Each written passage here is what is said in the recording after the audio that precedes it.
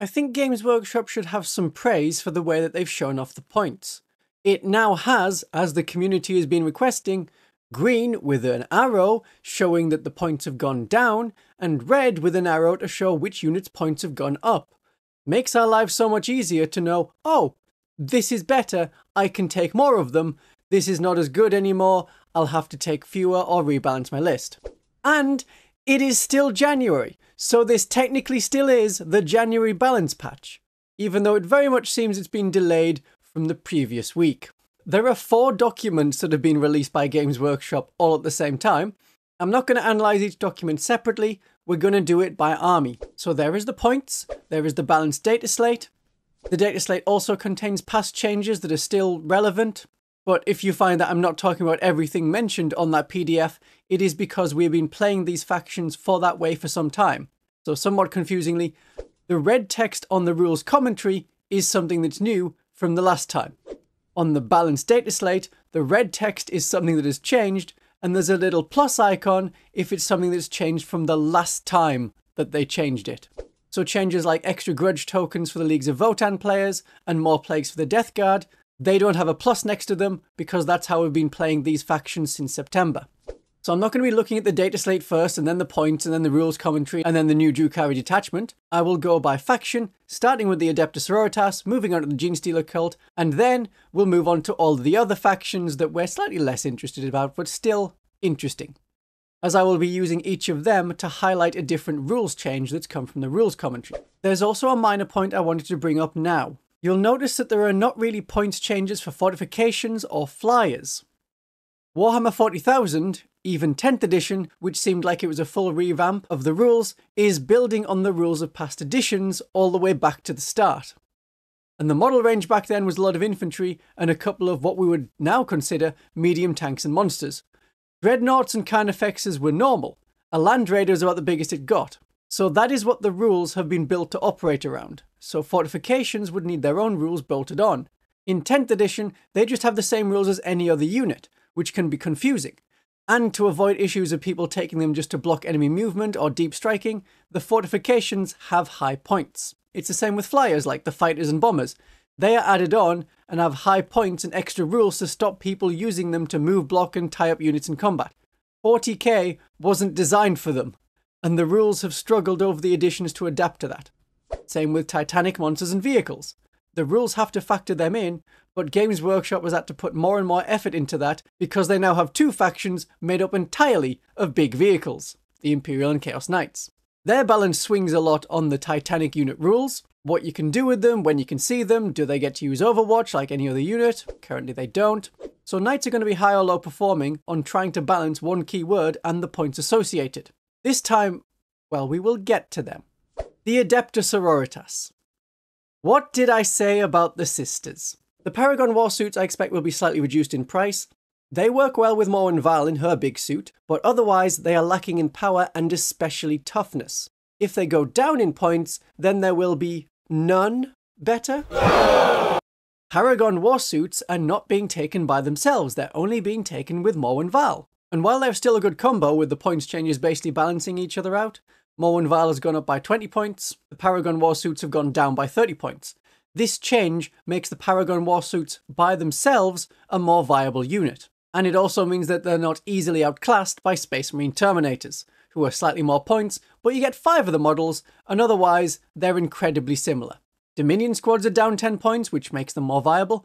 There is no change to Astrid and Agatha, which is a little bit surprising to me, especially considering how much I expected there would be a change because no one is using her because of how she combos with other characters and units. The Retributor squad is down another 10 points.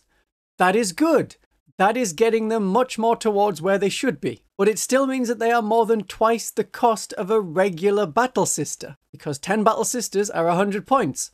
5 Heavy Weapons Retributor Sisters are 105 points. But it's an improvement, and we're going in the right direction with them. Evidently their previous points drop was not enough to see them be taken more. The Repentia are much more viable. A reduction of 2 points per model.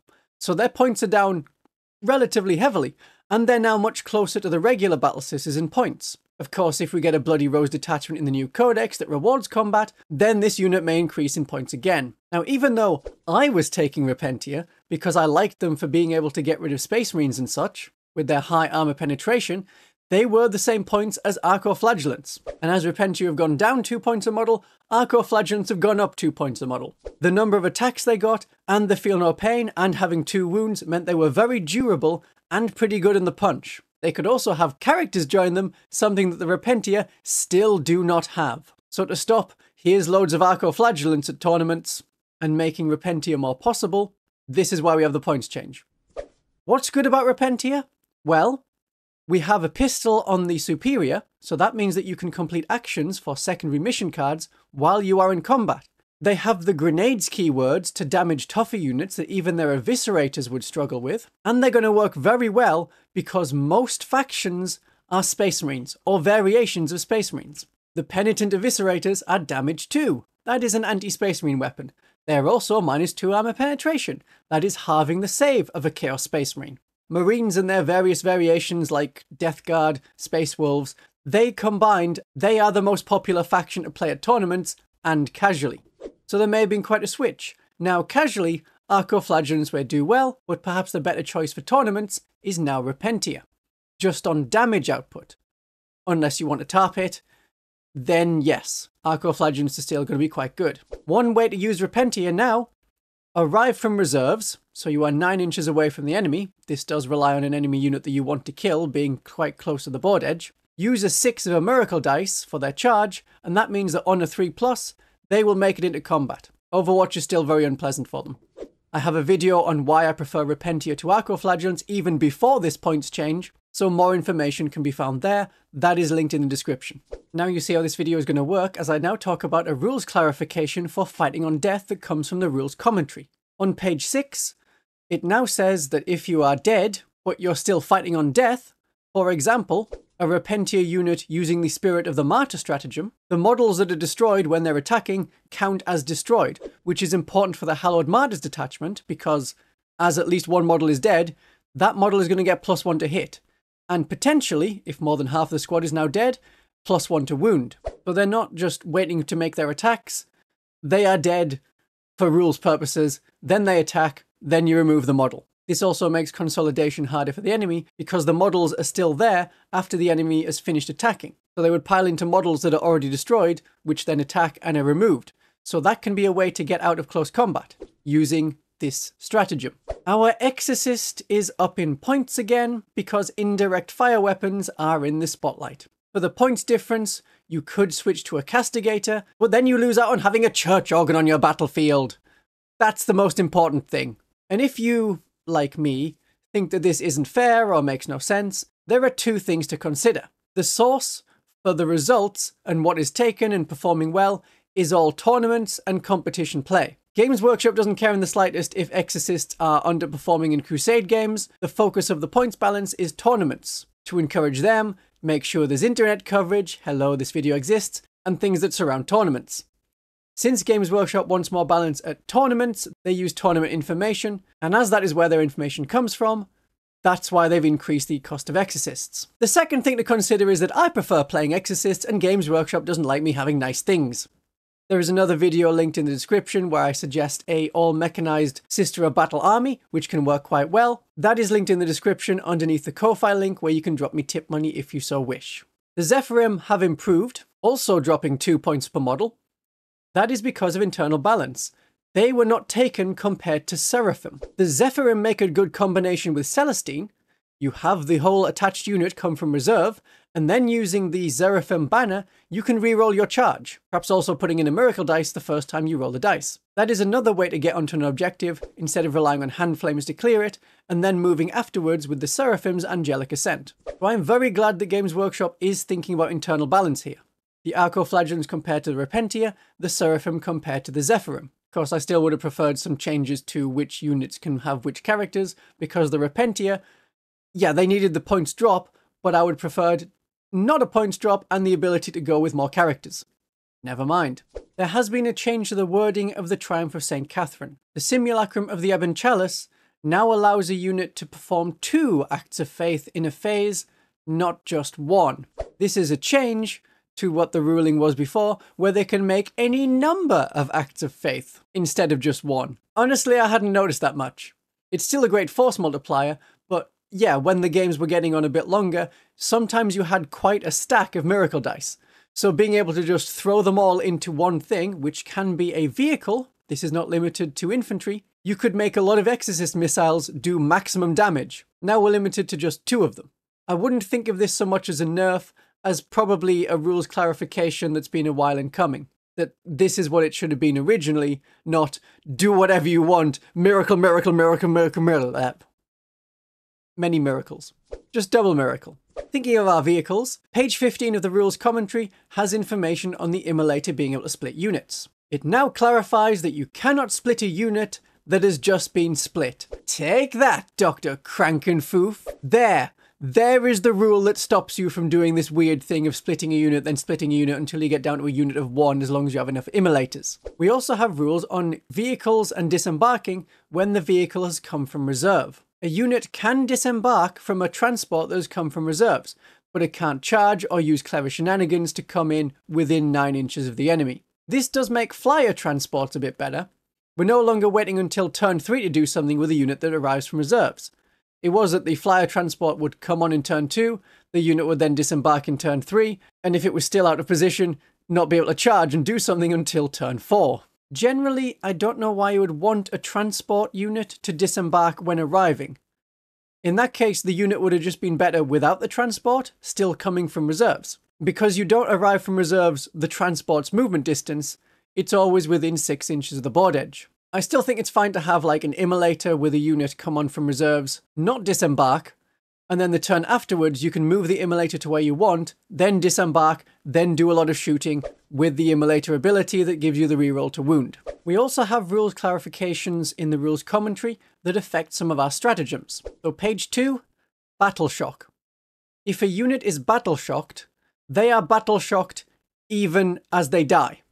So a character can't be returned with Divine Intervention as a stratagem if they were battle shocked when they were killed. So a creature like the Neurolictor that has the ability to cause battle shock and also has precision attacks to get to characters, if our character is battle shocked, they are not coming back. The Sisters are doing quite well. 51% win rate, puts us in the top 10 factions, and it's not so far up that we're not fun to play against.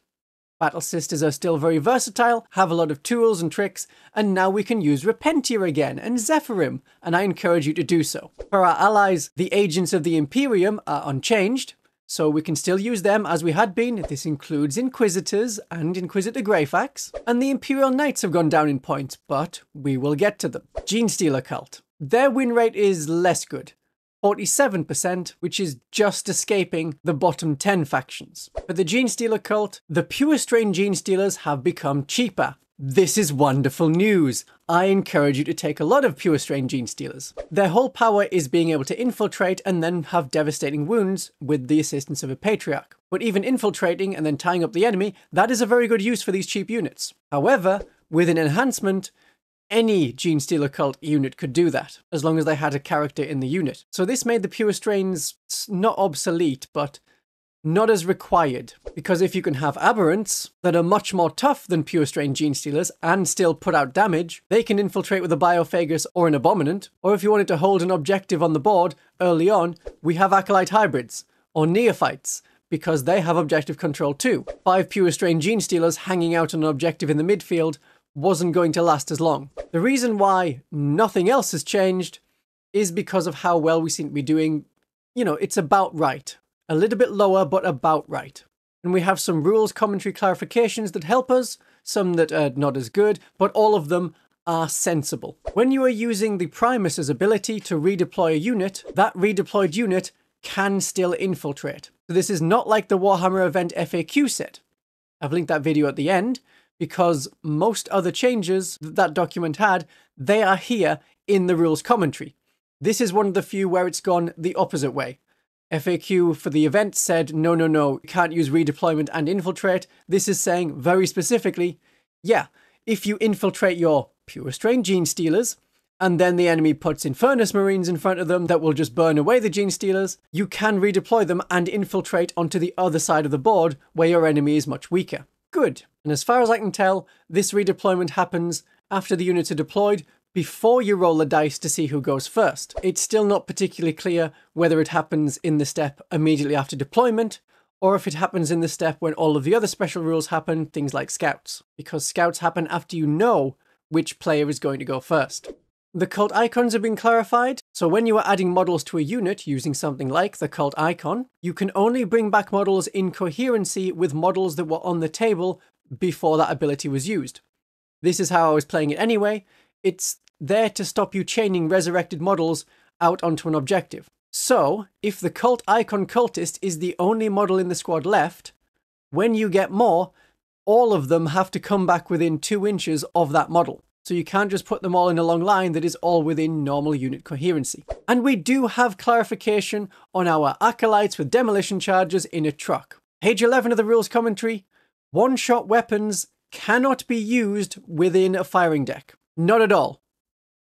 So this stops daft things like the Acolyte throwing the bombs and then the truck firing them when the Acolytes get inside, or the truck firing the weapons because firing deck is the vehicle firing the weapon, not the models inside. So we don't have the truck firing it and then the Acolytes get out and, oh, what's this? We still have our one-shot weapons in our hand. No, you just can't use them with the firing deck. So you will have to use the truck's own on-board demolition cache. Now here's an important one for our cult ambush. Cult ambush is still kind of finicky as when it happens, we still roll a dice, it's not great, we don't get that many units back, and even when we do, we tend not to have a lot of benefit from them. But units that come from reserve have not completed a normal move, they just cannot remain stationary.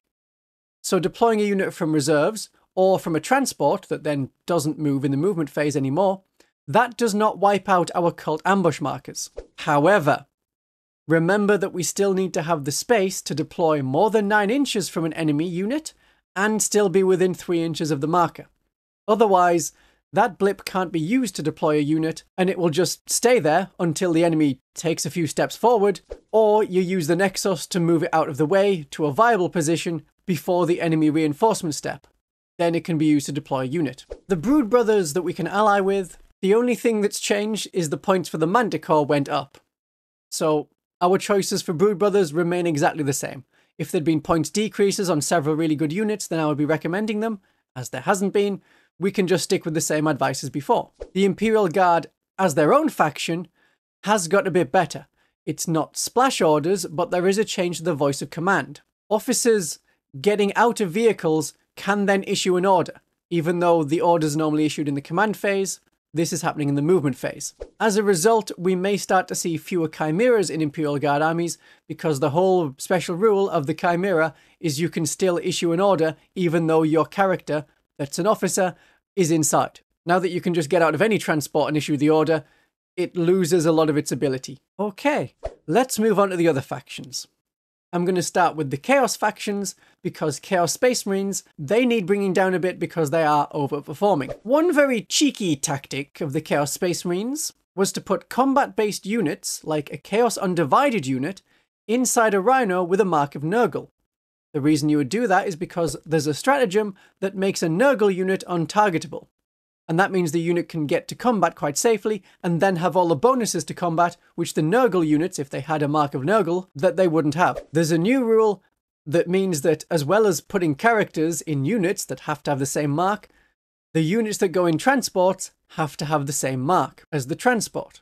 So Rhinos may be dropped in favour of vulnerable units coming in from reserve, or Chaos Space Marine armies may consider upping the resistance with Land Raiders. It does quite well for the Black Templars, and the combat-based Chaos Space Marine armies may want to do the same. There had been quite a lot of reliance on Nurgle units, but this obscuration is now only happening if the enemy is 18 inches away. Thankfully, the Genestealer Cult stratagem that does basically the same thing remains at 12 inches. That's a better version. We remain untargetable. The massive vehicle rumbling towards us, spouting gouts of noxious fumes and covered in flies, that is much more visible. The Chaos Chosen, especially with a mark of Chaos Undivided, were a bit too efficient, but I think they may have been nerfed far too much. So as well as changing their transport shenanigan capabilities, they have gone up in price. And they went very well with the Chaos Lord to give them things like the free Armor of Contempt that is 2 command points otherwise, but it has a different name in the Chaos Index compared to the Space Marine Codex. That's another strike against them. Yet another one is for these Chaos Undivided units, the Profane Zeal stratagem only rerolls wound rolls, it doesn't reroll hit rolls as well. So they have gone way down in their ability. As predicted, the other auto-includes of the Chaos Space Marine faction index have also gone up in price. The Accursed Cultists and the Dark Commune went up. And there have been even more nerfs to these units. So yeah, also the Profane Zeal change, that's going to affect them. But Accursed Cultists have also had their objective control changed to 1. This always felt weird to me. Regular Cultists, the battle line ones, that Cultist mob is objective control 1. Why were some mutants and massive spawn-like creatures having an objective control at 2, making them better at holding objectives? Didn't make sense. It's taken a while to fix though. The Forge Fiend, with its many shots that can have lethal hits or sustained hits because of the Dark Pacts, that has gone up in points.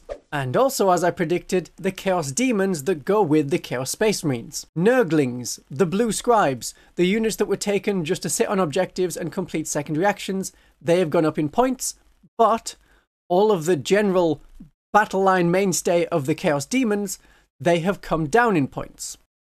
So Bloodletters, Demonettes, Plague Bearers, they are down. So you can have much more of them in your army. Great. And this should help rebalance the Chaos Demons to be a faction by themselves and not just something you tack on to the Chaos Space Marines. But if we're missing something, it's the World Eaters. Games Workshop didn't even include them in the win rates.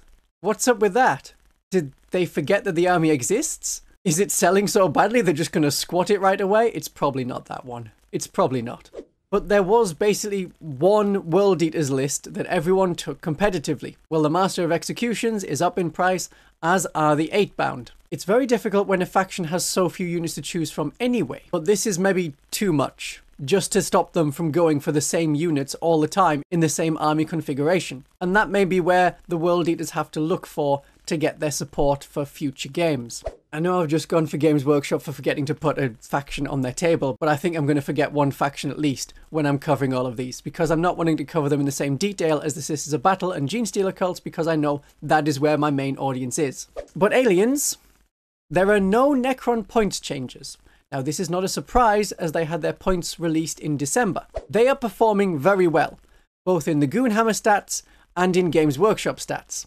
Perhaps they're thinking that it's too soon to start changing things around. There's no massive glaring issue, and they would rather boost all the other factions and try and get their balance correct, and then in future, the Necrons may need bringing down again if some of their detachments are overperforming, and this is just the constant state of whacking down problems while also introducing new codexes, which introduces more problems. Well, at least they found a way to keep themselves constantly relevant with the rules updates. The Tyranids, like the Genestealer Cult, have had their own Genestealers reduced in price, but increased the Neurolictor and Death Leaper that commonly went together in the Vanguard Swarm detachment that infiltrates ahead of the army. In next month's White Dwarf, there will be a combat patrol with a lot of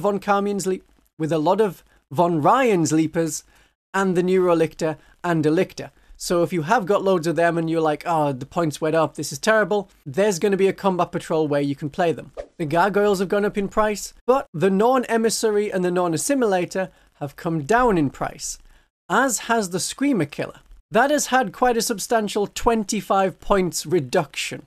And if you just got started with Tyranids and you have that Screamer Killer model, now is going to be a good time. So competitive Tyranid players are going to be sad about the Gargoyles going up in price, as they were a very good staple of tournament armies. But for casual players, the feeling is more of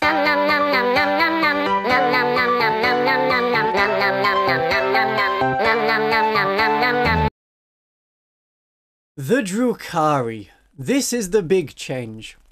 They have a new detachment, and that has been released ahead of any codex they're going to get. So it does establish, as I'd said, that real Space Raiders as a detachment was a problem. It wasn't suiting the Dark Eldar way of play, and it wasn't really giving them enough bonuses. And in the MetaWatch commentary talk, this is something that they can do, potentially, for other factions if they struggle. So if they're still on their index rules months and months from now, and there's no change to like how the Imperial Guard work, then a new detachment can be released with a different way to play. And that, you know, everyone switching to a new detachment could be what brings the win rate up. That is what they're hoping for Drukhari. I am going to analyze this detachment in a different video. I think this video is long enough already. But the Incubi can now join an Archon! Wahey! Someone finally read the 3rd edition Dark Eldar Codex! This is how it's meant to be! Good! I found it odd that they couldn't join. And I also got my wish to have better close combat attacks. When you use the power from Pain and give a unit a Pain token, you get to reroll hits, but also you get a combat boost because if you make a melee attack, you increase the armor penetration by 1 for that attack. The transports have also gone down in price. And as the new detachment is all about transports, this is perfect. Now we can actually play Dark Eldar how they feel they should be played. But another video for that. The Tau. They have a double nerf to crisis suits. The points are up, and there's more. You see, the way that crisis suits are taken, and you won't know this if you've never played against Tau, is you just take some battle suits and you fill them with as many ion cannons as you can, you overcharge them to try and blow away literally anything. If you know the Genestealer Cult demolition charge tactic, it's that, but a different alien race doing it. Now, on page 7 of the rules commentary, hazardous damage on vehicles, which includes the battle suits, isn't lost. Like mortal wounds, it spills over. So on the 4-wound battlesuits firing lots and lots of ion blasters, they fail some hazardous rolls. They don't just lose 1 model if they fail 2 hazardous tests. They lose a suit and another one takes 2 wounds as the spillover from the damage 3 from the hazardous test. But you can only put those wounds on another unit with ion blasters. So if you had a commander with ion blasters that fired them overcharged, you couldn't put the wounds from failed tests onto one of the suits that didn't have ion blasters, but you could pass them onto a suit with ion blasters. And that is even if that ion blaster suit didn't fire on overcharge. But there is a whole change to hazardous weapons. It doesn't affect most factions, but very much affects Tau battlesuits who love to play with loads of ion weapons. I would also like to take this opportunity to remind everyone of how shooting works. All of your weapons are considered to be fired at the same time at the target unit. Even though we resolve those attacks one at a time, even though we fire all of the bolt guns and then we roll the dice for the missile launcher, and after each different weapon the enemy takes saves, all of the shots are fired at once when the target is declared. So even if loads of models in the target unit die from bolt guns, you still get extra shots from blast weapons based on the number of enemies in the target unit when the shots were fired, not when the dice for the attacks are rolled. If that blast weapon then finished off the unit, you would still have to make a hazardous test for any hazardous weapons like a plasma gun, even though they didn't need to roll their dice to hit and wound. This is because they fired their shots when the unit declared its shooting at another unit. This is where 10th edition can be very annoying, and you have to check the wording of rules. Some of them are about models, some of them are about units. Sternguard for the Space Marines, they're down 2 points, which is fair enough. They were generally seen as a bit overcosted and didn't have the objective control as intercessors while having pretty similar weapons, so that's an improvement. The intercessors themselves have also gone down in points. The Space Marine Scouts are up because they were just a bit too efficient. And like the Scouts that come in the Black Templars Crusader squads, yeah, those squads, though not the Primaris version, has gone back up a bit in points.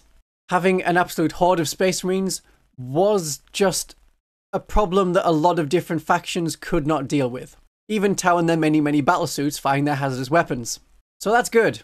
The Dark Angels haven't got new points for their new codex. That is because the codex is not available by itself. It's just available in the big Deathwing Assault box. So much like the Necrons, the Dark Angels will be given a points change later to accommodate their new units when their book is officially out by itself. Then the points mentioned in the new codex will be immediately invalid. So the points here include units that will go to Legends, like the Talon Master.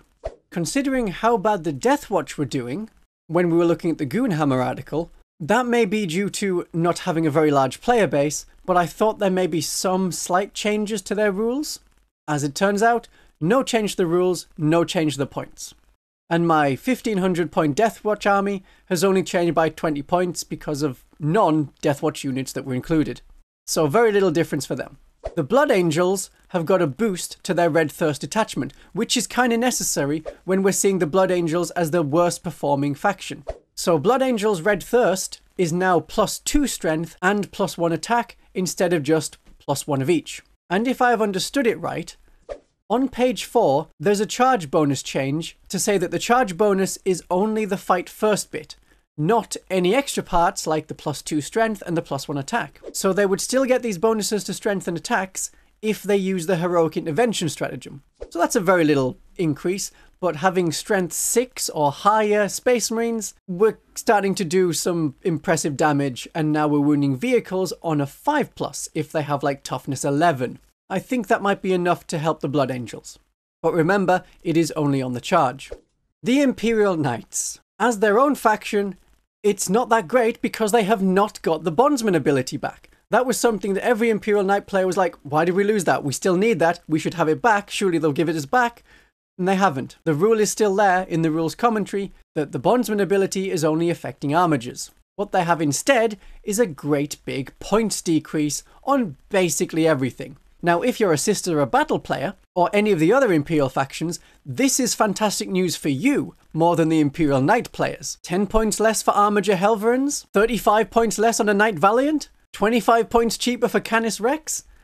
This is where, as a Sisters player, you can think, right, I need some more Melter, let's get a really big Knight. The Chaos Knights, apart from the War Dog Brigand, they're also very generally down in points.